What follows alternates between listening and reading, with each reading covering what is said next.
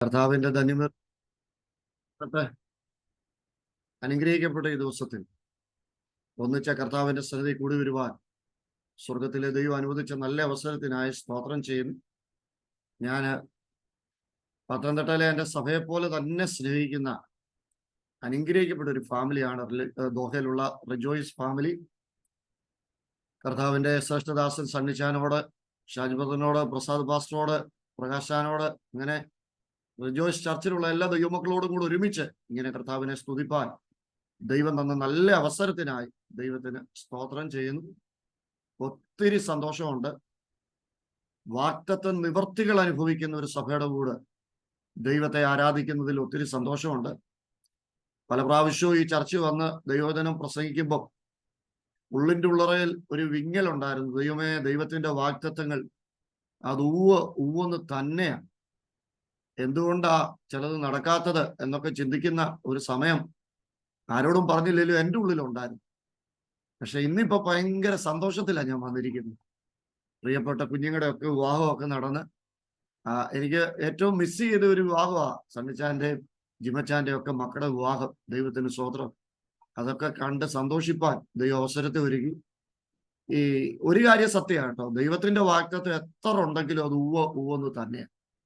അത് 10,000 വട്ടം പറഞ്ഞിട്ടുണ്ടെങ്കിലും ഒരു പ്രാവശ്യം കൂടെ അങ്ങ് ഉറപ്പിച്ചു പറയാ, ദൈവത്തിന്റെ വാഗ്ദത്തം എത്ര ഉണ്ടെങ്കിലും അത് ഊവെന്ന് തന്നെ. സ്തോത്രം. കഴിഞ്ഞതിന്റെ മുമ്പിലത്തെ ആഴ്ചയില് 2 ആഴ്ച മുമ്പാ ഞാൻ ഓസ്ട്രേലിയയിൽ നിന്ന് വന്നു കഴിഞ്ഞ് ഞങ്ങളുടെ ചർച്ചില് ഒരു 3 ദിവസത്തെ ഉപവാസ പ്രാർത്ഥന നടന്നുകൊണ്ടിരിക്കുന്ന സമയത്ത്, പ്രസാദ് വാസ് ഇവിടെ ഇരിക്കുന്നുണ്ടോ, ഞാനത് അത്ര കൃത്യമായിട്ട് പറഞ്ഞു. ഉപവാസ പ്രാർത്ഥന നടന്നുകൊണ്ടിരിക്കുന്നതിന്റെ സമയത്ത് ഒരു ദൈവാസം പ്രസാദ് വാസിനെ നോക്കിക്കൊണ്ട് ദൂത് പറയാം, പാസ്റ്ററും ഭാര്യയും കൂടെ അമേരിക്ക നിൽക്കും. അന്നേരം ഞാൻ പെട്ടെന്ന് ചിന്തിച്ച്, ദൈവമേ, ഈ പുള്ളിക്ക് തെറ്റിപ്പോയാണോ? എന്നോട് ഞാനാണല്ലോ പേപ്പർ കൊടുത്തിരിക്കുന്നത്, ആർക്കും അറിയത്തില്ല ഞാൻ പേപ്പർ കൊടുത്തിട്ടുള്ള കാര്യം. ഞാൻ അങ്ങനെ ആരെയും മറച്ചു വെക്കാറുമില്ല. പക്ഷെ ഈ പ്രാവശ്യം മറച്ചു വെക്കണമെന്ന് കൃത്യമായിട്ട് നിർദ്ദേശം പല ദൈവാസന്മാരുടെ ഭാഗത്തുനിന്നും ഉണ്ടായി. കാര്യം 12 വർഷത്തിന് ശേഷമാണ് ഈ പ്രാവശ്യം ഞാൻ പേപ്പർ കൊടുത്തത് അമേരിക്കയിൽ. അന്നേരം അതിനു മുമ്പ് 3 വട്ടം 2008-ലും 2012-ലുമായിട്ട് 3 വട്ടം ഇത് റിജക്റ്റ് ആയിപ്പോയി. 12 റിജക്റ്റ് ആയി പോകുന്ന സമയത്ത് ഡേറ്റും സമയവും പറഞ്ഞ് ദൈവാസന്മാർ ദൂത് പറഞ്ഞു, ഇന്ന ദിവസം ഇത്രാം തീയതി അമേരിക്ക നിൽക്കുമെന്ന് ദൂത് പറഞ്ഞു. അമേരിക്ക നിൽക്കുന്ന വലിയ കാര്യമായതുകൊണ്ട് ഞാൻ പറഞ്ഞതല്ല, രസകരമായിട്ടൊരു കാര്യം പറയാൻ വേണ്ടി പറഞ്ഞ. അന്നേരം ഇത് നമ്മൾ നാട്ടുകാരെ മുഴുവൻ അറിയിച്ച് വലിയ പ്രാർത്ഥനയൊക്കെ നടത്തി വെച്ച് അവിടെ ചെന്ന് ഇന്റർവ്യൂവിനെ കയറുന്നതിന്റെ തലേ രാത്രി എൻ്റെ പപ്പ ഒരു വെളിപ്പാട് കണ്ടു. ഒരു ഭയങ്കര വാഴക്കൊല ഇങ്ങനെ വിളഞ്ഞു നിൽക്കുക. ഒരാൾ വെട്ടിയ സാധനം കയ്യിൽ നിന്ന് വഴുതി ഒരു വലിയ കുഴിക്കകത്തോട്ട് പോയി. പോയതെന്ന് പറഞ്ഞാൽ അഗാധമായ ഗർത്തത്തിൽ പോയി ഒരിക്കലും പൊങ്ങി വരാത്ത പോലെ പോയി. 12 വർഷമായിട്ട് പലയിടത്തും പോയെങ്കിലും അവിടുത്തേത് മാത്രം പിന്നെ വന്നിട്ടേ ഇല്ല. ഒരാൾ ഒട്ടും വിളിച്ചിട്ടുമില്ല. പവർഷനിലൊക്കെ ഇത്രയും പ്രസംഗിക്കാൻ തുടങ്ങി. നാട്ടിൽ ലോകം മുഴുവൻ വിളിക്കുന്നുണ്ട്, പക്ഷെ അമേരിക്കയിൽ ആരും വിളിക്കുന്നില്ല. അങ്ങനെ ഇരിക്കുന്ന സമയത്താണ് ദൈവത്തിന്റെ സ്തോത്രം, കഴിഞ്ഞ വർഷം നമ്മുടെ സാംബാസ്റ്ററൊക്കെ പോയ സമയത്ത് ഒരു കൂട്ടരനെ ആ സെയിം കോൺഫറൻസിന് വിളിച്ചെന്നും പറഞ്ഞ് പവർഷന്റെ അവിടുത്തെ ഡയറക്ടർ എന്നെ വിളിച്ചു പറഞ്ഞു, പാസ്റ്റർ ഒരുങ്ങിക്കോ, പാസ്റ്റർ ഈ പ്രാവശ്യത്തെ മെയിൻ പ്രാസംഗിനാന്നൊക്കെ പറഞ്ഞു. എന്താണെങ്കിലും അന്നേരം പറഞ്ഞല്ലാതെ ഞാൻ പോയി ഇത് കേട്ടോണ്ട് ചാടിക്കേറി ഡേറ്റും എല്ലാം ബ്ലോക്ക് ചെയ്തു. അന്നേരം പറഞ്ഞല്ലാതെ പിന്നെ അവരും പറഞ്ഞില്ല. അങ്ങനെ ഇതങ്ങ് കിടന്നു.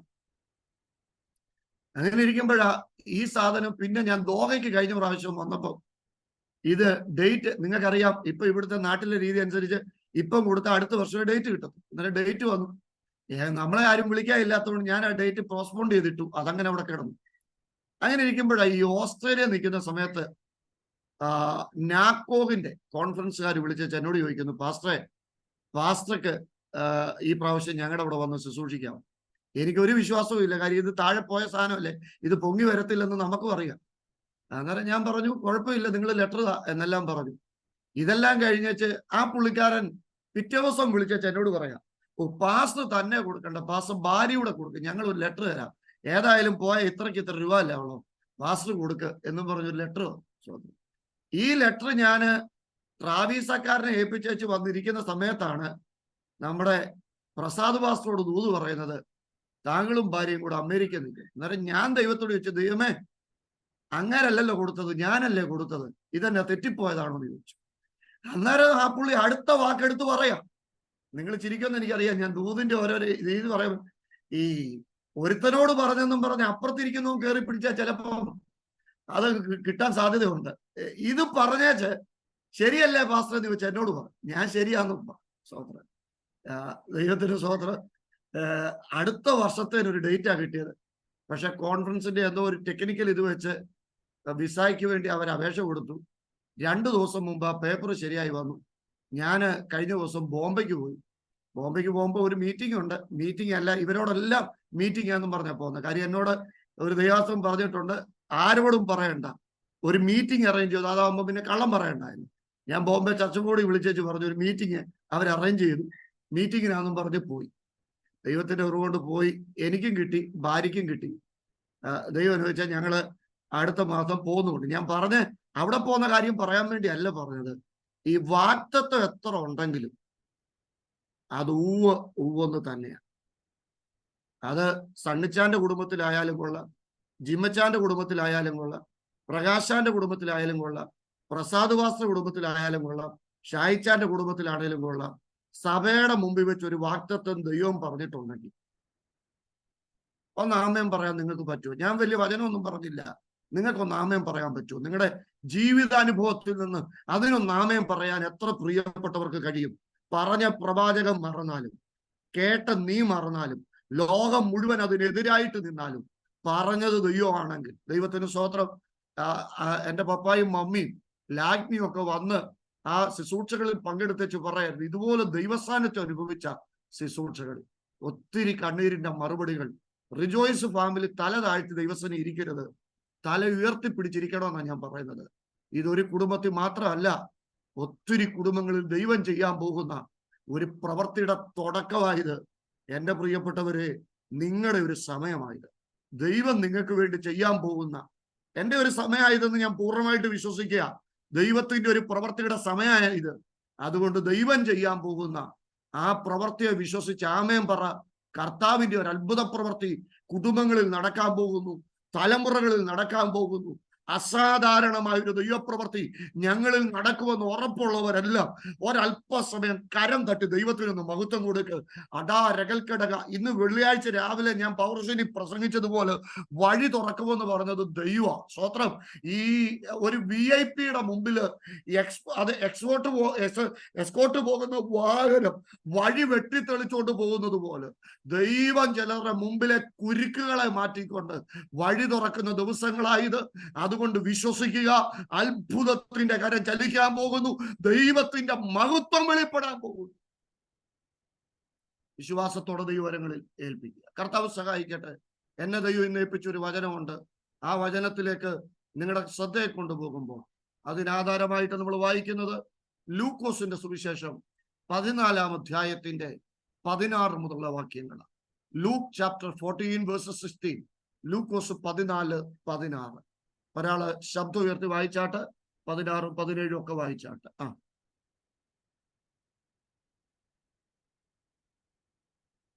ലൂക്കോസ് 14, 16, 17. അവൻ പറഞ്ഞത്, ഒരു മനുഷ്യൻ വലിയൊരു അത്താഴമൊരുക്കി പലരെയും ക്ഷണിച്ചു. അത്താഴ സമയത്ത് അവൻ തൻ്റെ ദാസനെ അയച്ച് ആ ക്ഷണിച്ചവരോട് എല്ലാം ഒരുങ്ങിയിരിക്കുന്നു, വരുവീൻ എന്ന് പറയിച്ചു. എല്ലാവരും ഒരുപോലെ ഒഴിവ് കഴിവ് പറഞ്ഞു തുടങ്ങി. ഒന്നാമത്തവൻ അവനോട്, ഞാനൊരു നിലം കൊണ്ടതിനാൽ അത് ചെന്നു കാണേണ്ടതിന് ആവശ്യമുണ്ട്, എന്നോട് ക്ഷമിച്ചു കൊള്ളണമെന്ന് ഞാൻ അപേക്ഷിക്കുന്നു എന്ന് പറഞ്ഞു. മറ്റൊരുത്തൻ, ഞാൻ 5 കാളയെ കൊണ്ടിട്ടുണ്ട്, അവയെ ശോധന ചെയ്യുവാൻ പോകുന്നു, എന്നോട് ക്ഷമിച്ചു കൊള്ളണമെന്ന് ഞാൻ അപേക്ഷിക്കുന്നു എന്ന് പറഞ്ഞു. വേറൊരുത്തൻ, ഞാൻ ഇപ്പോൾ വിവാഹം കഴിച്ചിരിക്കുന്നു, വരുവാൻ കഴിവില്ല എന്ന് പറഞ്ഞു. ദാസൻ ആമേൻ. ദൈവമക്കളോട് സംസാരിക്കുവാൻ ദൈവം എന്നെ ഏൽപ്പിച്ച സന്ദേശം, a feast for wise men, ബുദ്ധിമാനു വേണ്ടി ഒരുക്കപ്പെട്ട വിരുന്ന്. തിരുവചനത്തില് ജാതിയുടെയോ മതത്തിന്റെയോ ഭാഷയുടെയോ അഴകിന്റെയോ അറിവിന്റെയോ ഒന്നും പേരിൽ ഒരു വേർതിരിവില്ല. തിരുവചനത്തിൽ ഒരു വേർതിരിവ് ഉണ്ടെങ്കിൽ അതൊറ്റ കാര്യത്തിന്റെ പേരില്ല. ബുദ്ധിയുള്ളവനും ബുദ്ധിയില്ലാത്തവനും. അല്ലെ? എന്റെ ഈ വചനങ്ങളെ കേട്ട് ചെയ്യുന്നവനെല്ലാം പാറമേൽ വീട് പണിത പറ ബുദ്ധിയുള്ള മനുഷ്യന് തുല്യന. ബുദ്ധിയുള്ള കന്യകമാർ വിളക്കോടുകൂടെ പാത്രത്തിലും എണ്ണയെടുത്തു. അപ്പം വേർതിരിവുണ്ടെങ്കിൽ ഒറ്റ കാര്യത്തിൽ മാത്രമാണ് എന്താ? ബുദ്ധിയുള്ളവരും ബുദ്ധി ഇല്ലാത്തവരും. ഇന്ന് നമ്മൾ ചിന്തിക്കുന്ന വിഷയവും ബുദ്ധിമാന് വേണ്ടി ഒരുക്കപ്പെട്ട വിരുന്ന്. ലളിതമായിട്ട് ഞാൻ ആ സംഭവം പറയാം. നമ്മുടെ വാഴ്ത്തപ്പെട്ട കർത്താവിനെ സംബന്ധിക്കുന്ന ചെറുതും വലുതുമായ 150 സംഭവങ്ങളാണ് 4 സുവിശേഷ പുസ്തകങ്ങളിൽ രേഖപ്പെടുത്തിയിരിക്കുന്നത്. യേശു പറഞ്ഞ 43 ഉപമകളും യേശുവിന്റെ ജനനം, മരണം, ഉയർപ്പ് അടക്കം 40 അത്ഭുതങ്ങൾ. അപ്പം 43 ഉപമകളും 40 അത്ഭുതം. മൊത്തം കൂടെ എത്ര സംഭവങ്ങള്? 150 സംഭവം. ഇതിനകത്ത് യേശുവിന്റെ ഒരു പ്രധാനപ്പെട്ട പഠിപ്പീരായിരുന്നു ദൈവരാജ്യം, കിങ്ഡം ഓഫ് ഹെവൻ. അല്ലെ? ദൈവരാജ്യം. ദൈവരാജ്യം എന്ന വിഷയത്തെ തെളിയിക്കാൻ ശ്രമിക്കുമ്പോൾ അതുമായി ബന്ധപ്പെട്ട 13 ഉപമകളാണ് നമ്മുടെ വാഴ്ത്തപ്പെട്ട കർത്താവ് പറഞ്ഞത്. സാധാരണക്കാരിൽ സാധാരണക്കാരായ തന്റെ കേൾവിക്കാർക്ക് മനസ്സിലാകത്തക്ക നിലയിൽ ദൈവരാജ്യം സംബന്ധിച്ച് എത്ര? 13 ഉപമകൾ യേശു കർത്താവ് പറഞ്ഞു. അതിനകത്ത് 5 എണ്ണം, ഈ 13 ഉപമകളിൽ 5 എണ്ണം റിലേറ്റഡ് ടു അഗ്രികൾച്ചർ, കൃഷിയുമായി ബന്ധപ്പെട്ടത്. 4 എണ്ണം റിലേറ്റഡ് ടു മണി, പണവുമായി ബന്ധപ്പെട്ടത്. 2 എണ്ണം റിലേറ്റഡ് ടു വിരുന്നുമായി, ഫീസ്റ്റ്, വിരുന്നുമായി ബന്ധപ്പെട്ടത്. 1 എണ്ണം മീൻപിടുത്തവുമായി ബന്ധപ്പെട്ടത്. 1 എണ്ണം ഭക്ഷണം പാകം ചെയ്യുന്നതുമായി ബന്ധപ്പെട്ടത്. അപ്പം മൊത്തം എത്ര ഉപമകൾ? 13 എണ്ണം. അതിനകത്ത് 5 എണ്ണം കൃഷി, 4 എണ്ണം പണവുമായി ബന്ധപ്പെട്ടത്, 2 എണ്ണം വിരുന്നുമായി ബന്ധപ്പെട്ടത്, 1 എണ്ണം മീൻപിടുത്തവുമായി ബന്ധപ്പെട്ടത്, 1 എണ്ണം ഭക്ഷണം പാകം ചെയ്യുന്നതുമായി ബന്ധപ്പെട്ടത്. അപ്പം മൊത്തം 13 ഉപമകൾ. വിരുന്നുമായി ബന്ധപ്പെട്ട് കർത്താവ് പറഞ്ഞ 2 ഉപമകളിൽ ഒന്നാണ് നമ്മളിപ്പം വായിച്ചത്, ബുദ്ധിമാന്മാർക്ക് വേണ്ടി ഒരുക്കപ്പെടുന്ന വിരുന്ന്. യഹൂദ വിവാഹത്തിനും യഹൂദ വിരുന്നിനുമെല്ലാം 2 ഘട്ടങ്ങളുണ്ട്, 2 സ്റ്റേജസ് ഉണ്ട്. നമുക്കുമുണ്ട്. യഹൂദ വിവാഹത്തിന്റെ 1ാമത്തെ സ്റ്റേജിന്റെ പേര് യെറൂസിൻ എന്നാ പറയുന്നത്. എന്താ? യെറൂസിൻ. യെറൂസിൻ എന്ന് പറഞ്ഞാൽ ആ ഘട്ടത്തിൽ നടക്കുന്നത് എന്താണെന്നറിയോ? ഒരു പുരുഷൻ വന്ന് ഒരു സ്ത്രീയെ ഇഷ്ടപ്പെടുകയും അവളുമായിട്ടുള്ള വിവാഹ നിശ്ചയം നടക്കുകയും ചെയ്യുക, എൻഗേജ്മെന്റ്. ഈ വിവാഹ നിശ്ചയത്തിൽ വളരെ പ്രധാനപ്പെട്ട കാര്യം ചെയ്യുന്നത് എന്താണെന്നറിയോ? അവൻ ഇഷ്ടപ്പെട്ട ആ കന്യകയെ മണവാട്ടിയാക്കുമ്പോൾ ഏറ്റവും പ്രധാനമായി ചെയ്യുന്ന പ്രോസസ്സ്, അവന്റെ അധ്വാനത്തിൽ നിന്നൊരു വിഹിതം എടുത്തേച്ച്, അവൻ അന്ന് വരെ അധ്വാനിച്ചതിൽ നിന്ന് ഒരു കോൺട്രിബ്യൂഷൻ എടുത്തേച്ച് അവളുടെ കയ്യിലേക്ക് കൊടുക്കും. ഒരു ഗിഫ്റ്റായിട്ടാണ് കൊടുക്കുന്നത്. എന്നിട്ട് അവളോട് പറഞ്ഞു, എനിക്ക് നിന്നെ ഇഷ്ടപ്പെട്ടു, ഞാൻ എൻ്റെ മണവാട്ടിയായിട്ട് നിന്നെ എന്ത് ചെയ്യുക? സ്വീകരിക്കുക. മാത്രമല്ല, നമുക്ക് പാർക്കാൻ ഞാൻ ഒരു വീടൊരുക്കാൻ പോവാ. എന്ന് വീടിന്റെ പണി തീരുവോ അന്ന് നിന്നെ ചേർക്കാനായിട്ട് ഞാൻ വരും. ഇത് പറഞ്ഞേച്ച് അവിടെ കയ്യിൽ ഒരു കോൺട്രിബ്യൂഷൻ കൊടുക്കും, ഒരു ഗിഫ്റ്റ് കൊടുക്കും. ദ്രഹ്മയുടെ ഒക്കെ കാര്യം നമുക്കറിയാമല്ലോ. അങ്ങനെ കോൺട്രിബ്യൂഷൻ കൊടുത്തേച്ച് അടുത്തത് അവൻ എന്താ ചെയ്യുന്നതെന്നറിയോ? അവിടെ മുഖത്തൊരു മൂടുപടം, ഒരു വെയിലിടും. എന്തിനാ ഈ മൂടുപടം ഇടുന്നതെന്നറിയോ? അവള് മണവാട്ടിയാണ്, അവൾക്കൊരു മണവാളനുണ്ട്, വീടൊരുക്കാൻ പോയിരിക്കുകയാണ്. വീടൊരുക്കേച്ച് വന്നാൽ ഇവളെ എന്ത് ചെയ്യും? ചേർക്കും. ഇതിന്റെ എല്ലാ അടയാളമായിട്ടാണ് എന്ത് കൊടുക്കുന്നത്? മൂടുപടം ഇടുന്നത്. എന്റെ പ്രിയപ്പെട്ടവരെ, ഈ മൂടുപടത്തിന്റെ കീഴിൽ വീട് പണി തീരുന്നിടം വരെ മണവാട്ടി എന്ന പദവിയിൽ അവൾ എന്ത് ചെയ്യുക? ഭർത്താവിന് വേണ്ടി, മണവാളന് വേണ്ടി വെയിറ്റ് ചെയ്യുക. ഒരു ദിവസം വീട് പണി തീരും. വീട് പണി തീരുന്ന ദിവസത്തിൽ മണവാളൻ വരുന്നതിന്റെ ആർപ്പുവിളി ഉയരും. ആർപ്പുവിളി ഉയരുമ്പോ ആദ്യം ഉയരുന്നത് എന്താണെന്നറിയോ? ഇവിടെ മുഖത്തെ മൂടുപടം ഉയരും. അവളുടെ കയ്യിൽ ഏൽപ്പിക്കപ്പെട്ട ദ്രഹ്മയുമായി അവളുടെ മണവാളന്റെ വീട്ടിലേക്ക് പോകും. അതിന് പറയുന്ന പേരാണ് നിസ്യൂൻ. അപ്പൊ യെറൂശലേമുണ്ട്, നിസ്യൂനുമുണ്ട്. പെട്ടെന്ന് ഞാനത് മനസ്സിലാകാൻ ഒരു ഉദാഹരണം പറയാം. നമ്മുടെയൊക്കെ പ്രിയപ്പെട്ടവർ കർത്താവിന്റെ സന്നിധിയിൽ ചേർക്കപ്പെടുമ്പോൾ വേർപെട്ട ദൈവമക്കളെ സംബന്ധിച്ചിടത്തോളം അടക്കാരാധന നടത്തുമ്പോൾ നമ്മൾ ഏറ്റവും അവസാനമായി ചെയ്യുന്ന ഒരു കാര്യമുണ്ട്. എന്താ ചെയ്യുന്നത്? ആ ദൈവാസം പറയും, ഉത്തരവാദിത്തപ്പെട്ട ഒരാൾ വന്ന് എന്ത് ചെയ്യാൻ പറയും? ആ മുഖം മൂടാൻ പറയും, അല്ലേ?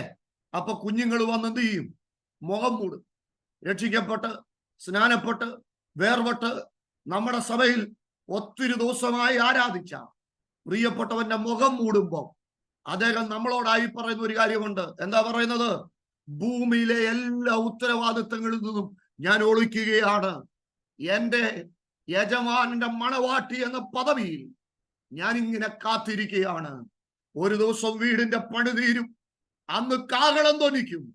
അന്ന് എത്ര പേർക്ക് ഈ പ്രത്യാശയുണ്ട്? അക്ഷയനായിട്ട് ഞാൻ ഉയർക്കും. എന്റെ പ്രിയപ്പെട്ടവരെ, ഇത് വിവാഹത്തിന്റെ രീതിയാണെങ്കിൽ ഇതുപോലെ തന്നെയാണ് യഹൂദ വിരുന്നിന്റെയും പശ്ചാത്തലം. വിരുന്നിൽ ആദ്യത്തേത് ഒരു ഇൻഫർമേഷൻ ആണ്, വിരുന്നിനെ കുറിച്ചുള്ള ഇൻഫർമേഷൻ. ഇത് ദൈവം തന്റെ പ്രവാചകന്മാരിലൂടെയാണ് അറിയിച്ചത്. രണ്ടാമത് സംഭവിക്കുന്നത്, വിരുന്ന് ഒരുക്കപ്പെട്ട് കഴിയുമ്പോൾ ഒരുക്കപ്പെട്ട വിവരം വിളംബരം ചെയ്യും. ഇതാണ് കർത്താവിലൂടെ ഒരുക്കപ്പെട്ട നിത്യരക്ഷയെ കുറിച്ച് ലോകം മുഴുവൻ എന്ത് ചെയ്തുകൊണ്ടിരിക്കുക? വിളംബരം നടന്നുകൊണ്ടിരിക്കുക. എന്നാൽ ഈ വിളംബരങ്ങളോട് പ്രതികരിക്കുവാൻ കഴിയാതെ എക്സ്ക്യൂസുകൾ പറയുന്ന മനുഷ്യൻ. സത്യത്തിൽ ഇത് എക്സ്ക്യൂസുകളുടെ ലോകമാണ്. ഞാൻ ഇന്ന് ഏറ്റവും കൂടുതൽ പറഞ്ഞ എക്സ്ക്യൂസാ. കാരണം ഇന്നലെ രാത്രി 12 മണിക്ക് വീട്ടിൽ വന്നു, രാവിലെ പ്രദർശനി പ്രസംഗിച്ചു. ആ ഒരു വെള്ളം മാത്രം കുടിച്ചോണ്ട് ഇന്നത്തെ ദിവസം ഓടി നടക്കുന്നത്. അത് കഴിഞ്ഞിട്ട് നേരെ പോയത് തുമ്പവണ. അവിടെ ഒരു വീട്ടിൽ ചെന്ന് അവരുമായിട്ട് പ്രാർത്ഥിക്കായിരുന്നു വെച്ച് ദൈവത്തിന് സ്തോത്രം. അവിടുന്ന് ഇറങ്ങാൻ തുടങ്ങിയപ്പോ ലേറ്റായി വന്ന. എത്ര എക്സ്ക്യൂസുകളാണ് നമ്മൾ ഒരു ദിവസം പറയുന്നത്. ഇവിടെ ദൈവരാജ്യത്തെ കുറിച്ചുള്ള വിളംബരത്തോട് മനുഷ്യന്റെ 3 പ്രതികരണങ്ങൾ. ഒന്നാമത്തെ എക്സ്ക്യൂസ്, ഒരുത്തൻ പറയാ, ഞാൻ ഒരു നിലം കൊണ്ടതിനാൽ ചെന്ന് കാണേണ്ടത് ആവശ്യമുണ്ട്. എന്താ അയാളുടെ പ്രശ്നം? അയാളുടെ പ്രശ്നം ഇത്രയേ ഉള്ളൂ, I want to see something. എനിക്ക് ചിലതൊക്കെ എന്ത് ചെയ്യണം? പറ, കാണണം.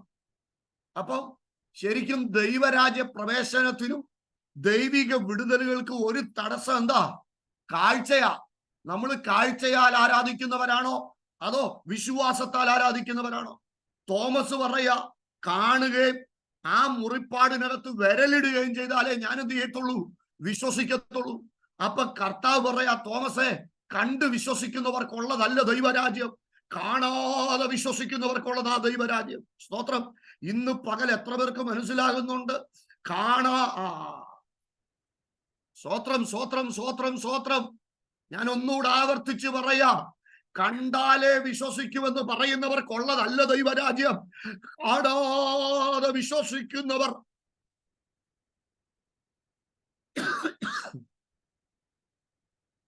കാണാതെ വിശ്വസിക്കുന്നവർ. ആകയാൽ നാമും സാക്ഷികളുടെ ഇത്ര വലിയ സമൂഹം ചുറ്റും നിൽക്കുന്നവർ, അവരോ അധികം നല്ലതിനെ, സ്വർഗീയമായതിനെ തന്നെ കാംക്ഷിച്ചു. കാണാതെ ഇറങ്ങിത്തിരിച്ചൊരു മനുഷ്യനുണ്ട്. ആരാ? അബ്രഹാം. ഞാൻ ഇന്നും രാവിലെ അദ്ദേഹത്തെ കുറിച്ച് പറഞ്ഞു. എന്റെ പ്രിയപ്പെട്ടവരെ, എനിക്ക് ഈ ദിവസങ്ങളിൽ പറയാനുള്ളത് മുഴുവൻ അദ്ദേഹത്തെ കുറിച്ചാ. അബ്രഹാം ദൈവങ്ങളുമായി ബന്ധമില്ലാത്ത ആളല്ലായിരുന്നു. ദൈവങ്ങളുമായി നല്ല ബന്ധമുള്ളയാള്. എല്ലാരും ദൈവങ്ങളുടെ മുമ്പിൽ വണങ്ങുമ്പോൾ ഇദ്ദേഹത്തിന്റെ പ്രത്യേകത എന്ന് പറയുന്നത്, അദ്ദേഹത്തിന്റെ അപ്പൻ തലമുറയായിട്ട് ഫോർ ഫാദേഴ്സ് മുതൽ അവർ ചെയ്യുന്ന ഒരു കാര്യമാണ്. എന്താ? ദൈവങ്ങളെ ഉണ്ടാക്കുന്നു, അവയ്ക്ക് പേരിടുന്നു. സ്തോത്രം.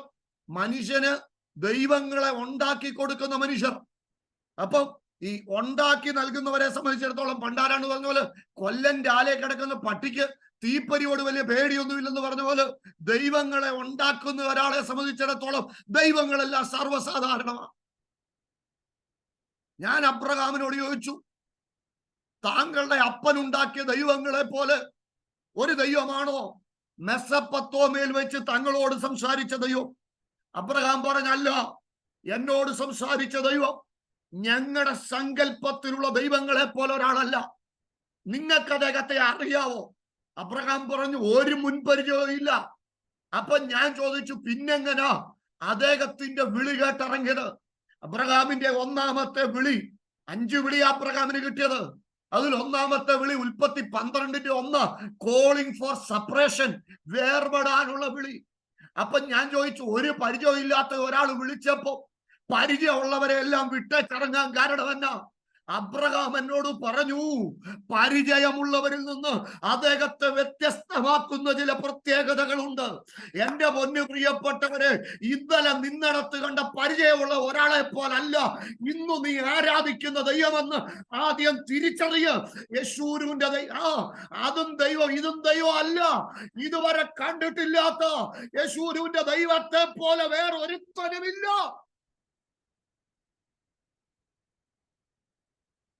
There is no one else like you. അങ്ങയെ പോലെ ആരുമില്ല. യേശുവെ ഒന്നുറക്കപ്പറ, റിജോയ്സ് ഫാമിലി ഉറക്കപ്പറ. അവിടെ കണ്ട ഒരാളെ പോലെ അയ്യോ, അങ്ങനെ ഒരാളെ കൂടെ അല്ല ഞങ്ങൾ ഇറങ്ങിയിരിക്കുന്നേ.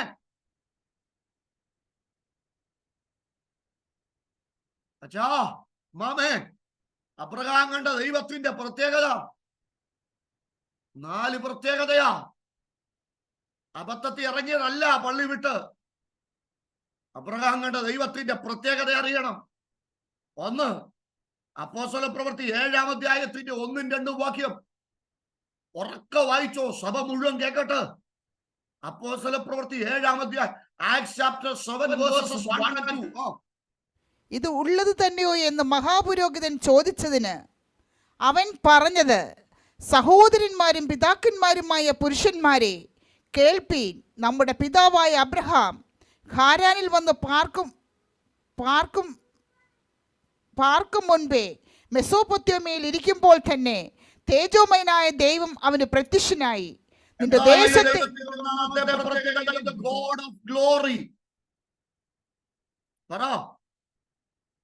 തേജോമയനായ ദൈവം. ഞാൻ കുറ്റപ്പെടുത്തുകയല്ല, കളിയാക്കുകയല്ല, കാര്യം മനസ്സിലാകാൻ വേണ്ടി പറയാ. കത്തോലിക്ക പള്ളിയാണേലും യാക്കോ പള്ളിയാണേലും CSI പള്ളിയാണേലും ഇപ്പോഴത്തെ ചില പെന്തിക്കോസ് പള്ളിയാണേലും ഒരു കുർബാനയുടെ അകത്ത്, ഒരു യോഗത്തിനകത്ത് ഇത് കഴിഞ്ഞ് എന്താ നടക്കുന്നതെന്ന് അവർക്ക് നന്നായിട്ടറിയാം.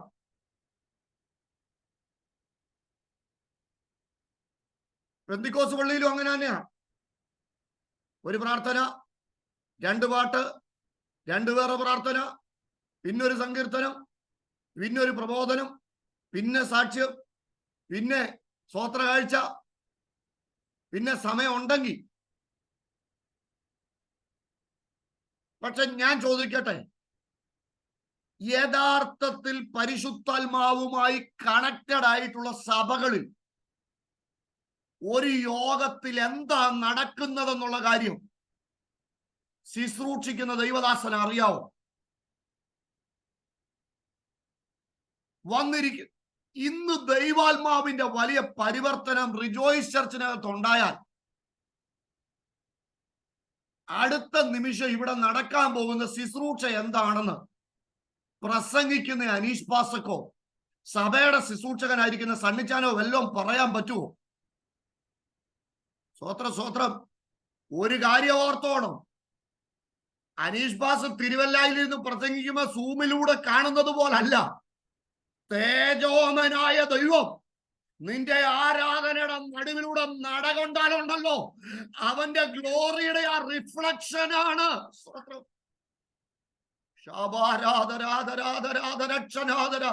അവന്റെ ഗ്ലോറിയുടെ റിഫ്ലക്ഷൻ അങ്ങോട്ട് നടന്നാൽ, ഇന്നത്തെ കൂട്ടായ്മയുടെ അകത്ത് അവന്റെ ഗ്ലോറിയുടെ റിഫ്ലക്ഷൻ എന്റെ മേലൊന്ന് ടച്ച് ചെയ്താൽ, എന്റെ ശരീരത്തിന്റെ മേലൊന്ന് ടച്ച് ചെയ്താൽ, എന്റെ തലമുറയുടെ മേലൊന്ന് ടച്ച് ചെയ്താൽ, ശബാരാധന. ഞാൻ കഴിഞ്ഞ ദിവസം മെൽബണിൽ ശുശ്രൂഷിക്കുന്ന സമയത്ത് ഒരു 56 വയസ്സുകാരൻ്റെ അടുക്ക ഓടി വന്ന് യോഗം കഴിഞ്ഞപ്പോ, പാസ്റ്ററേ എനിക്കൊരു കാര്യം പറയണം. ഞാൻ ചോദിച്ചെന്താ? എന്റെ കണ്ണിനകത്ത് പ്രഷർ കയറുന്ന ഒരു രോഗമായിരുന്നു എനിക്കുണ്ടായിരുന്നത്. അങ്ങനെ ഇരിക്കുന്ന സമയത്ത് ഡോക്ടറെ മുമ്പിൽ ഇരിക്കുമ്പോ എന്റെ കണ്ണ് രണ്ടും ബ്ലൈൻഡ് ആയിപ്പോയി, അന്ധമായിപ്പോയി. 8 മണിക്കൂർ എന്റെ കണ്ണ് കാണുന്നില്ല. 8 മണിക്കൂർ ഡോക്ടർമാര് ട്രീറ്റ് ചെയ്യാനായിട്ട് നോക്കിയിട്ട് പറഞ്ഞു, ഇനിയും പ്രതീക്ഷ വെക്കണ്ട, പ്രഷർ കൊണ്ട് സംഭവിച്ചതല്ല, തലയ്ക്കകത്ത് ഒരു സ്ട്രോക്ക് ഉണ്ടായിട്ടുണ്ട്, കണ്ണിലേക്ക് വരുന്ന 2 ഞരമ്പും പൊട്ടിപ്പോയി, ഇനിയും ജീവിതത്തിൽ ഒരിക്കലും കാഴ്ച കിട്ടത്തില്ല, എവിടെ പോയാലും കാഴ്ച കിട്ടത്തില്ല. സ്ട്രോക്ക് വന്ന് ഞരമ്പ് പൊട്ടിയാനുള്ള അവസ്ഥ നിങ്ങൾക്കറിയാം. ആ സമയത്ത് 8 മണിക്കൂർ കൊണ്ട് അവർ വിളിക്കാവുന്നിടത്തെല്ലാം വിളിച്ചു പ്രാർത്ഥിച്ചു. ഈ സമയത്ത് പൗർഷനി പ്രാർത്ഥന അടക്കം വിളിച്ചു പറഞ്ഞു. ലൈവിൽ കണ്ട ആരോ ആ വിഷയം എടുത്ത് പ്രാർത്ഥിച്ച് തീർന്നപ്പോ 8 മണിക്കൂറിന് ശേഷം ഈ കണ്ണ് കാഴ്ച തിരിച്ചു വന്നു. സ്കാനിങ്ങിൽ പറഞ്ഞത് ഞരമ്പ് പൊട്ടിയതാന്ന്. എനിക്കറിയത്തില്ല എങ്ങനെയാ കാഴ്ച വന്നെന്ന്. വരത്തില്ലെന്ന് ഡോക്ടർ പറഞ്ഞതാ. 2 കണ്ണിനും തിരിച്ചു വന്നു. എങ്ങനെ വന്നു? തേജോമയനായ ദൈവം പ്രാർത്ഥനയുടെ നടുവിലൂടെ അങ്ങോട്ടും നടകൊണ്ടപ്പം ശുദ്ധാരവാര. എന്റെ പ്രിയപ്പെട്ടവരെ, ചുമ്മാതെ കൈയടിച്ചു നിർത്തരുത്. ഇന്ന് പകൽ നിനക്ക് വേണ്ടി ഇറങ്ങി വരുന്ന ദൈവം ആരാണെന്ന് തിരിച്ചറിഞ്ഞു വേണം ഈ ദൈവത്തെ ആരാധിക്കാൻ.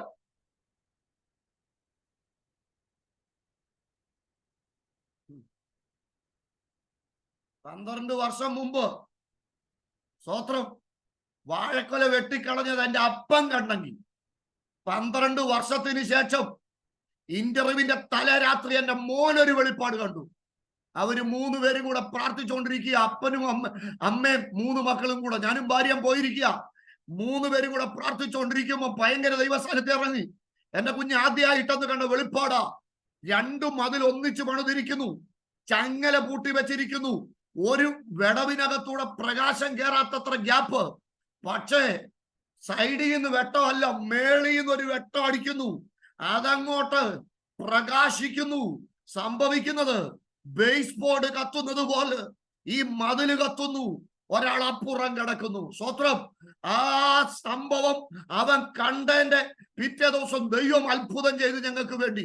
ഞാനിന്ന് പകൽ പറഞ്ഞതിന്റെ താല്പര്യം, ചില കടമ്പകൾ കടക്കാൻ നിന്നെ അനുവദിക്കത്തില്ലെന്ന് പറഞ്ഞ് നിനക്കെതിരെ മതിൽ വെച്ച് പൂട്ടിയിട്ടിരിക്കുന്ന ആധിപത്യങ്ങളെ കണ്ട് അറച്ചിരിക്കാതെ, വെറും കാഴ്ചക്കാരായിട്ട് പ്രസംഗം കേട്ടു പോകാതെ, അയ്യോ പ്രസംഗം കേൾക്കാനാണ് ഇവാഞ്ചലിക്ക പള്ളി പോയിരുന്ന കേക്ക്, അവിടെയും പ്രസംഗം കേൾക്കത്തില്ലേ? പക്ഷെ ഇന്ന് പകൽ ഈ ആരാധനയുടെ അകത്ത് വന്നിരിക്കുന്ന ദൈവമക്കൾ പറ, എന്റെ ദൈവം ആരാ? പറ. തേജോമയനായ ദൈവം. ഓ, ഇത് ഗോഡ് ഓഫ് ഗ്ലോറി. ഏകാന്തതകളുടെ നടുവിൽ, ഒറ്റപ്പെടലുകളുടെ നടുവിൽ, കഷ്ടതയുടെ നടുവിലായിരിക്കുന്ന കർത്തൃദാസൻ പസ്മോസിന്റെ ഏകാന്തതയുടെ നടുവിൽ വെച്ച് ആ കർത്തൃദോഷത്തിൽ ഒരാളെ കണ്ടു. ആരെയാ കണ്ടത്? പറ. തേജോമയനായ ദൈവത്തെ, ദ ഗ്ലോറിഫൈഡ് ക്രൈസ്റ്റ്.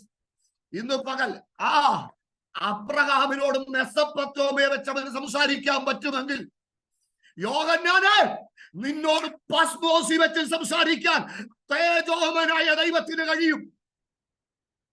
എന്റെ ദൈവത്തിന് പരിധി നിശ്ചയിക്കാൻ ആർക്ക് പറ്റും? ശബാരാധരാധര. അവൻ ക്യാൻസർ ഹോസ്പിറ്റലിനകത്ത് വെച്ച് ഇടപെടും, അവൻ കോവിഡ് റൂമിൽ വെച്ച് ഇടപെടും, അവൻ ഡയാലിസിസ് ടേബിൾ വെച്ച് ഇടപെടും. ശബാരാധരാധര. അവൻ ഇടപെടും, അവൻ പ്രവർത്തിക്കും, അവൻ അത്ഭുതം ചെയ്യും. അവൻ പ്രവർത്തിച്ചാൽ ആരത് തടയും?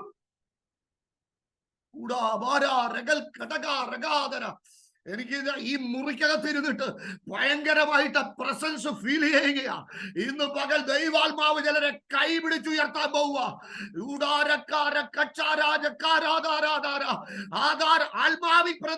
ആത്മാവി പ്രതികരിക്കുക. ഇത് ഗോഡ് ഓഫ് ഗ്ലോറി. സ്തോത്രം. എന്തേലും ഒരു മെറ്റീരിയൽ ഉണ്ടാക്കി കണ്ണിൽ ലൈറ്റും ഫിറ്റ് ചെയ്ത് ആരേലും ഓൺ ചെയ്ത ഒരു ദൈവമല്ല നിന്റെ ദൈവം. മെസ്സപ്പൊത്തോമയിൽ അറിയാത്തവനെ അറിയിച്ച ദൈവം. ഓ, പത്മോസിൽ ഒറ്റപ്പെട്ടവനെ മേലാ കാണാനുള്ളത് കാണിച്ചു കൊടുത്ത ദൈവം. ഇന്ന് പകൽ റിജോയ്സിനകത്ത് ചിലരിപ്പുണ്ട്. എല്ലാ വഴികളും അടഞ്ഞെന്ന് തോന്നുന്ന നിന്റെ മുമ്പില് സ്വർഗം ഇന്ന് പകൽ ഒരു തേജസ്സുമായിട്ട് വെളിപ്പെടുന്നു. ഷാജി ബ്രദർ ആരാധന നടത്തിക്കൊണ്ടിരുന്നപ്പോ എന്നോട് ദൈവാത്മാവ് ഇടപെട്ട ഒരു ദൂത, തേജോമയന്റെ കരം ഇന്ന് പകൽക്കാലം വ്യക്തിപരമായിട്ട് തൊടും ബ്രദറെ, വ്യക്തിപരമായിട്ട് തൊടും, വ്യക്തിപരമായിട്ട്. കൂടാര നീ ഇതുവരെ ആരാധിച്ചതുപോലെ അല്ല ഇനി ആരാധിക്കാൻ പോകുന്നത്. നീ ഇതുവരെ ശുശ്രൂഷിച്ചതുപോലെ അല്ല ഇനി ശുശ്രൂഷിക്കാൻ പോകുന്നത്. നീ ഇതുവരെ നടന്നതുപോലല്ല ഇനി നടക്കാൻ പോകുന്നത്.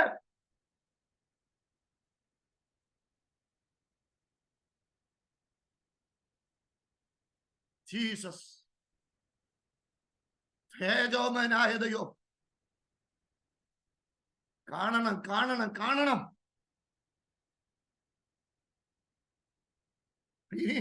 ഈ ദൈവത്തിന്റെ രണ്ടാമത്തെ പ്രത്യേകത ഉൽപ്പത്തി 14:20 വായിച്ച 14:20.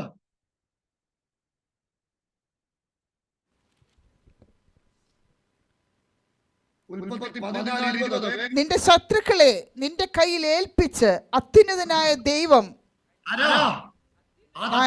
ദൈവം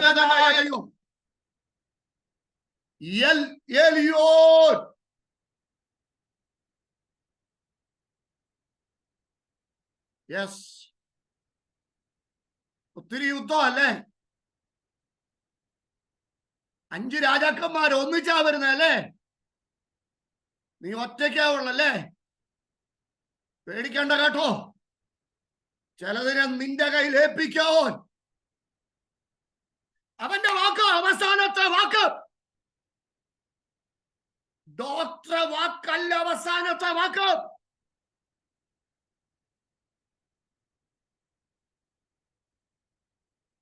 ഇന്ന് പകൽ പരിശുദ്ധാത്മാവനോട് പറയുന്നു, ചില രോഗങ്ങളെ നിന്റെ കയ്യിൽ അവൻ ഏൽപ്പിക്കുക. അതിന്റെ മേലൊരു അധികാരത്തിന്റെ താക്കോല് ദൈവം നിനക്ക് തരിക. എത്ര ദൈവമക്കൾ റിസീവ് ചെയ്യുന്നുണ്ട്? ശത്രുക്കളെ നിന്റെ 5 രാജാക്കന്മാരല്ലേ? 14-ാം അധ്യായം. പോരാട്ടം. ഇവിടെ പക്ഷെ നീ ഒതുങ്ങത്തില്ല, ഇവിടെ പക്ഷെ നീ ഇല്ലാതാകത്തില്ല. ഇവിടെ ഒരു തുടക്കം നിനക്ക് വേണ്ടി ദൈവം ചെയ്യാൻ പോവാ. നിന്റെ ശത്രുക്കളെ നിന്റെ കയ്യിലേൽപ്പിക്കുന്ന അത്യുന്നതനായ ദൈവം. ഇനി ദൈവത്തിന്റെ മൂന്നാമത്തെ പ്രത്യേകത ഉൽപ്പത്തി 17:2.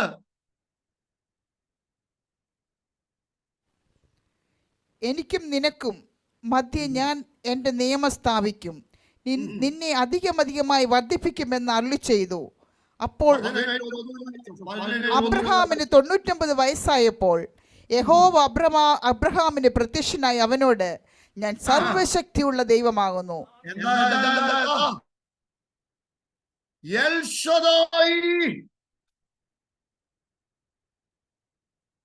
സർവശക്തനാണല്ലോ എന്റെ ദൈവം. നിർജീവത്വമുള്ള ശരീരത്തെ നോക്കിക്കൊണ്ട്, അടഞ്ഞുപോയ ഗർഭപാത്രത്തെ നോക്കിക്കൊണ്ട്, ചിരിക്കുന്ന സാറായെ നോക്കിക്കൊണ്ട് സ്വർഗം ഇന്ന് പകൽ പറയുന്നു, ഞാൻ ആരാ? പ്രിയപ്പെട്ടവരെ, സ്തോത്രം പറയാനല്ല ഞാൻ പറഞ്ഞത്, നിന്റെ ദൈവത്തെ കുറിച്ച് പറ. സർവശക്തനാ, സർവശക്തൻ. സാത്താനെ കുറിച്ച് ഒത്തിരി പറയാതെ ഇനി എന്തിനാ പറഞ്ഞ് പൊക്കുന്നേ? ഈ പകൽ ദൈവത്തെ കുറിച്ച് പറ. സർവശക്തൻ.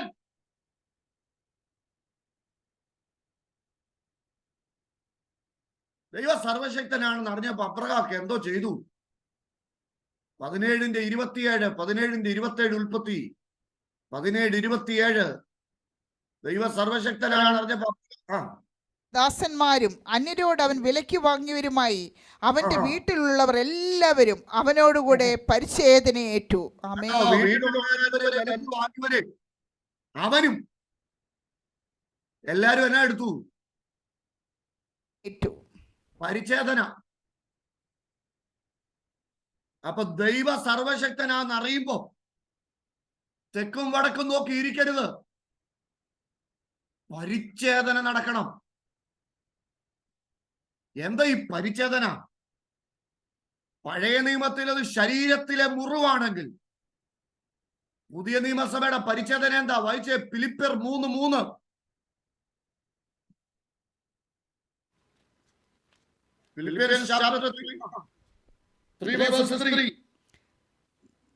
നാമല്ലോ പരിച്ഛേദനക്കാർ, ദൈവത്തിന്റെ ആത്മാവ് കൊണ്ട് ആരാധിക്കുകയും ക്രിസ്തുയേശുവിൽ പ്രശംസിക്കുകയും ജഡത്തിൽ ആശ്രയിക്കാതിരിക്കുകയും ചെയ്യുന്ന നാം തന്നെ. ആമേൻ.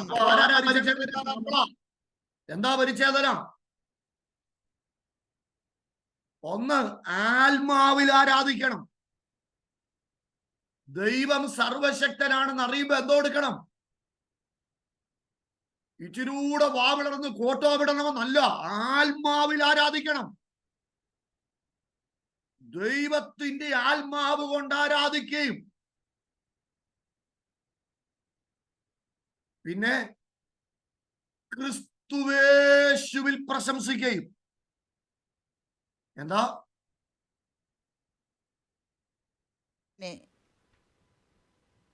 ഞാൻ ഉപവാസ പ്രാർത്ഥന ഉദ്ഘാടനം ചെയ്യുന്നത് പഞ്ചായത്ത് മെമ്പർ. കൺവെൻഷനാണ് പിന്നെ പറയണ്ട, MLA. ഇപ്പം മെയിൻ കൺവെൻഷനിലൊക്കെ ആണെങ്കിൽ MLA മാര് പ്രസംഗിക്കുകയും പ്രസംഗിക്കാൻ ചെന്ന ഞങ്ങളൊക്കെ ആശംസ പറയുകയും ചെയ്യും. കാര്യം പെന്തിക്കോസ്ത് സഭയുടെ കൺവെൻഷനിൽ പ്രസംഗിക്കാനുള്ള യോഗ്യത 15ാമത്തെ വയസ്സ് മുതൽ ഏതെങ്കിലും പാർട്ടിയുടെ കൊടി പിടിക്കണമെന്നുള്ളതാണ്.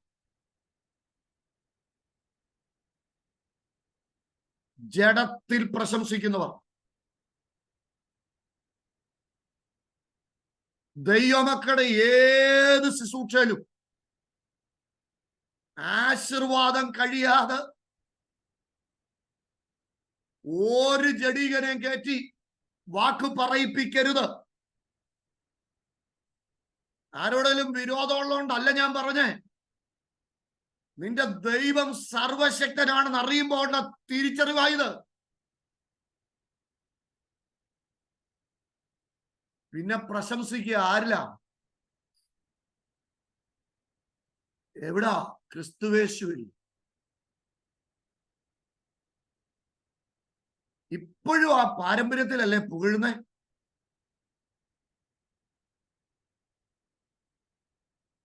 പരിച്ഛേദനയേക്കണം, സർവശക്തനാണെന്നുള്ള തിരിച്ചറിവ്. ഇനി 21:13 ഉൽപ്പത്തി, ദൈവത്തിന്റെ 4ാമത്തെ പ്രത്യേകത. അവർ വായിച്ചു. ദാസിയുടെ മകനും ഞാൻ ഒരു ജാതിയാക്കും, അവൻ നിന്റെ അബ്രഹാം ബെർശേബയിൽ ഒരു പിച്ചിൽ വൃക്ഷം നട്ടു, നിത്യദൈവമായ യഹോവയുടെ നാമത്തിൽ അവിടെ വെച്ച് ആരാധന കഴിച്ചു.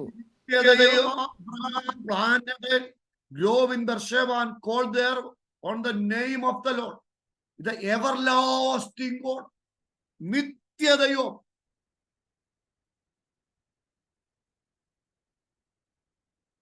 തലമുറ തലമുറയോ ഈ സങ്കേതമായ ദൈവം. അപ്പൊ കാണാനുള്ളതിനെ പലരും പിടിച്ചോണ്ടിരിക്കുമ്പോ കാണാത്ത ദൈവത്തിന്റെ പുറകെ അറിയാത്ത വഴിയിലൂടെ ഇറങ്ങിത്തിരിക്കാൻ കാരണം അതാ. അറിയാത്ത ദൈവത്തിന്റെ പുറകെ കാണാത്ത വഴിയിലൂടെ ഇറങ്ങിത്തിരിക്കാൻ കാരണം. എനിക്കറിയാം നിങ്ങളുടെ സമയാകുന്നു. ഒരു കൂട്ടർക്ക് I want to see something. വേർത്തം പറയാ, എനിക്ക് കാളെ ശോധന ചെയ്യാൻ പോണം. I want to do something. മൂന്നാമതൊരുത്തൻ പറയാ, I have something to enjoy. എനിക്ക് വിവാഹം കഴിഞ്ഞു. മണ്ണ് പൊന്നിനെ പോലെ സ്നേഹിക്കുന്ന കാള. വേറൊരുത്തന് കല്യാണം, എൻജോയ്മെന്റ്. കുഞ്ചൻ നമ്പ്യാര് പാടിയ പോലെ കനകം മൂലം കാമിനി മൂലം കലകം പലവിധം ഉലകിൽ സുലഭം. മത്തായി 13:44. സ്വർഗരാജ്യം. സ്തോത്രം. എന്താ അവിടെ പറയുന്നത്? 13:44 ഇവിടെ പറയാ, വയലിൽ ഒളിച്ചു വെച്ച നിധിയോട് സദൃശം. അപ്പുറത്തെ വയലിൽ പണിതുകൊണ്ടിരിക്കുമ്പോഴാ ഒരു മനുഷ്യൻ അത് കണ്ടത്. അവൻ എന്നെ എടുത്തു, സന്തോഷത്താൽ ചെന്ന് തനിക്കുള്ളതൊക്കെയും വിറ്റ് ആ വയല് വാങ്ങി. എല്ലാരും പറഞ്ഞു മണ്ടനാണ്. അയാൾ പറഞ്ഞു മണ്ടത്തരമല്ല, ഞാൻ ചിലത് കണ്ടു. ആരെ കണ്ടു? സർവശക്തനായ ദൈവത്തെ. ആരെ കണ്ടു? തേജോമനായ ദൈവത്തെ. ആരെ കണ്ടു? അത്യുന്നതനായ ദൈവത്തെ. ആരെ കണ്ടു? നിത്യനായ ദൈവത്തെ. അപ്പന്റെ വീട്ടിൽ പോയ മോൻ തിരിച്ചു വരാൻ കാരണം, എൻ്റെ അപ്പനെ പോലെ ഒരാളെ ഞാൻ കണ്ടിട്ടില്ല. ഒത്തിരി പേരെ ഞാൻ കണ്ടു, പക്ഷേ അവരൊന്നും എൻ്റെ അപ്പനെ പോലല്ല. സുബോധമില്ലാത്ത കാലത്ത് ഞാൻ ചിന്തിച്ചു, അപ്പനെ കാട്ടി വലുത് പൈസ. സുബോധമില്ലാത്ത കാലത്ത് ഞാൻ ചിന്തിച്ചു, അപ്പനെ കാട്ടി വലുത് സ്വാതന്ത്ര്യമാണ്. സുബോധമില്ലാത്ത കാലത്ത് ഞാൻ ചിന്തിച്ചു, അപ്പനെ കാട്ടി നല്ലത് പുറത്തുള്ളവരാണ്. സുബോധമില്ലാത്ത കാലത്ത് ഞാൻ ചിന്തിച്ചു, അപ്പനില്ലേലും എനിക്കെല്ലാം നടത്താൻ അറിയാവും. സ്തോത്രം. സുബോധമില്ലാത്ത കാലത്തെ എൻ്റെ കുറെ ചിന്തകൾ. എന്നാൽ ജീവിതത്തിൽ അവൻ തിരിച്ചറിയുക, സ്തോത്രം, അപ്പനില്ലാതെ എനിക്കൊന്നും പറ്റത്തില്ല. അപ്പനില്ലാതെ എനിക്ക് പറ്റത്തില്ല. അവൻ പറയാ, ഞാൻ അപ്പന്റെ വീട്ടിൽ പോകും. ഞാൻ അവനോട് ചോദിച്ചു, അപ്പന്റെ വീട്ടിൽ ചെന്ന് കാനഡയെ പോലൊരു ഫേവർ, അമേരിക്കയെ പോലൊരു ഫേവർ, ഓസ്ട്രേലിയയിലെ നിയമം പോലൊരു ഫേവർ, UK നിയമം പോലൊരു ഫേവർ. പിള്ളേർക്ക് നല്ല വിലയാണല്ലോ ഇവിടൊക്കെ. അവൻ പറഞ്ഞു, ഇല്ല, ഞങ്ങളുടെ ന്യായപ്രമാണം പറയുന്ന ഒരു കാര്യമുണ്ട്. ആവർത്തനം 21:18. അപ്പന്റെയോ അമ്മയുടെയോ വാക്ക് അനുസരിക്കാതെയും അവർ ശാസിച്ചാലും അനുസരിക്കാതെ ഇരിക്കുന്ന ഷടനും മത്സരമായ ഒരു മകൻ ഒരുവനുണ്ടെങ്കിൽ അമ്മയപ്പന്മാർ അവനെ അകത്തു കൊണ്ടുവന്നു പട്ടണത്തിലെ മൂപ്പന്മാരോട് പറഞ്ഞയച്ചു കല്ലെറിഞ്ഞ് കൊല്ലണം. ഇതാ നിയമം. കാനഡയിലെ നിയമമല്ല, എറിഞ്ഞു കൊല്ലാൻ നിയമമുള്ള നാട്. ആ നാട്ടിലാ അപ്പന്റെ വീട്ടിലോട്ട് ഒരുത്തൻ തിരിച്ചു വരും. ഞാൻ അവനോട് ചോദിച്ചു, നീ കാണിക്കുന്നത് മണ്ടത്തരല്ലേ? അവൻ പറഞ്ഞല്ല, എനിക്ക് അപ്പനെ അറിയാം. ദൂരത്തുനിന്ന് കാണുന്ന ഒരപ്പൻ, ഓടി വരുന്ന ഒരപ്പൻ, കെട്ടിപ്പിടിക്കുന്ന ഒരപ്പൻ, മകനായിട്ട് സ്വീകരിക്കുന്ന ഒരപ്പൻ, ശബരവരവരവ, നിത്യകാലം എന്നെ വീട്ടിൽ കൈക്കൊള്ളുന്ന ഒരപ്പൻ, എനിക്ക് വേണ്ടി കാളകളെ അറക്കുന്ന ഒരപ്പൻ. പാട്ടുകാരൻ പറയാ, ഇതുപോൽ സ്വജീവൻ തന്നൊരാത്മസ്നേഹിതൻ വേറെ ആരിനി. സ്തുതി ചെയ്യ് മനമേ, നിത്യവും നിൻ ജീവനാഥൻ യേശുവേ. മരണാധികാരിയായിരുന്ന കോരനായ പിശാചിനെ മരണത്താൽ നീ നിന്റെ ചീട്ട് കീറിക്കളഞ്ഞ് അപ്പൻ ഓടി ചെല്ലുക. ഞാൻ അപ്പനോട് ചോദിച്ചു, എന്തിനാ ഓടുന്നത്? അപ്പൻ പറഞ്ഞു, ദൂരേന്ന് വരുന്നത് എൻ്റെ മോനാ. അപ്പനവനെ കെട്ടിപ്പിടിക്കുക. ഞാൻ ചോദിച്ചപ്പാ, എന്താ കെട്ടിപ്പിടിക്കാൻ കാരണം? ഞാൻ അവനെ കെട്ടിപ്പിടിച്ചില്ലെങ്കിൽ നാശയോഗ്യനെന്ന് പറഞ്ഞ് ആളുകൾ അവനെ കല്ലെറിഞ്ഞു കൊല്ലും. ഇല്ല, സമ്മതിക്കത്തില്ല. അവന്റെ ദേഹത്തൊരു മണൽത്തരി പോലും വീഴാൻ ഞാൻ സമ്മതിക്കത്തില്ല. അവനെ ഞാൻ കെട്ടിപ്പിടിച്ചിരിക്കുക. ആരായിട്ട്? എൻ്റെ മകനായിട്ട്. എത്ര ദിവസത്തേന്? നിത്യകാലം. എൻ്റെ പൊന്നു പ്രിയപ്പെട്ടവരെ, നിത്യകാലം, നിത്യകാലം. സന്തോഷമുണ്ടോ? സ്തോത്രം ചെയ്യാൻ പറ്റുമോ? യെസ്, നിനക്കൊരു പദവിയുണ്ട്.